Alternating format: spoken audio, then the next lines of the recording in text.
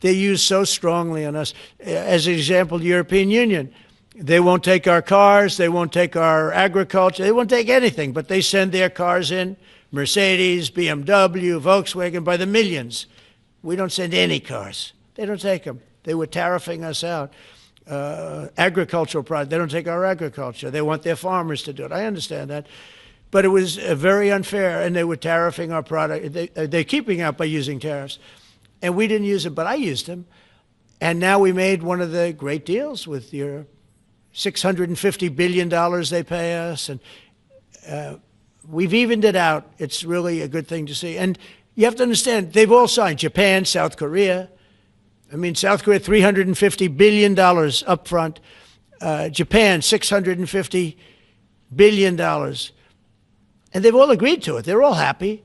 But before, it was a total ripoff. And if we don't have the use of tariffs, we have no national security. This country will have no financial security, will not have national security. And the people that brought the lawsuit are people that are aligned with foreign nations that are now being treated fairly as opposed to just ripping us off and ripping us asunder. So, but if we are not allowed to use what other people use against us, there's no defense. It'll be a disaster for America. That's why I think I'm going to go to the Supreme Court to watch it. I've not done that, and I had some pretty big cases. I think it's one of the most important cases ever brought, because we will be defenseless against the world. Okay? Mr. President, you'll go to the tariff case? Did you have one? Yes, please. Thank you, Mr. President. I want to ask you about the Georgia Senate race. I know it's very early, but there's several Republicans in that field that are vying for your endorsement. A lot of good people in that field. Yes. I know all of them, actually. I haven't made a decision on that, but you have some very good people in the Georgia Senate race. Well, Governor has endorsed. No, I know. The governor has, and he's spoken to me about it a lot. He likes that candidate a lot. And I understand that. I haven't made a decision yet. But I'm following that race very carefully. I think it's very important for Georgia to get a real senator, because the senator they have now is a horrible senator. He allows all the crime, all the borders. You have open borders. I mean, his whole philosophy is a disaster. That's not representative of the people of Georgia. I know the people of Georgia. I won Georgia 3 times, but they say twice. Okay, I won it very big the last time. And I won it big the first time. And I won it big the second time, but we had criminals that didn't allow, I mean, I hope they're going to go into that. I hope they go into the votes which are being stored in Fulton County and take a real look at those votes, okay? Because I won it the second time, too.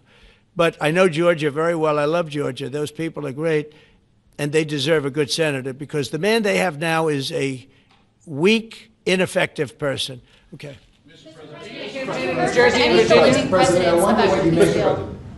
By the way, you won Georgia 3 times. Yeah, I agree. Do you agree with me? I do. He's the media. For someone that spends a lot of time in Georgia, I believe you won that. Yeah, okay. I really have a question about... You know, the word believe isn't strong enough, right? Yeah, you know. I know. There you go. It's true. I know I won, too. We have the great Newt Gingrich. Newt, you agree with us? Good. Otherwise, I'd have him dismissed immediately from the room. You know, his wife, as you know, is becoming an ambassador to a great country, Callista, so congratulations. And we're going to take a picture. And the only reason I'm doing it, he speaks so well of me.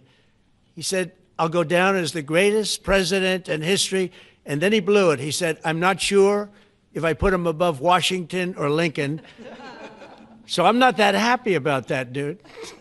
I've got a question about the weaponization of the DOJ. The media often says your department is weaponizing the DOJ. Yeah, that's the opposite. It's the opposite. Todd, you represented President Trump and probably the greatest weaponization of the DOJ by Alvin Bragg. You know firsthand, if you can describe what you saw under the Biden administration and how they weaponized the DOJ.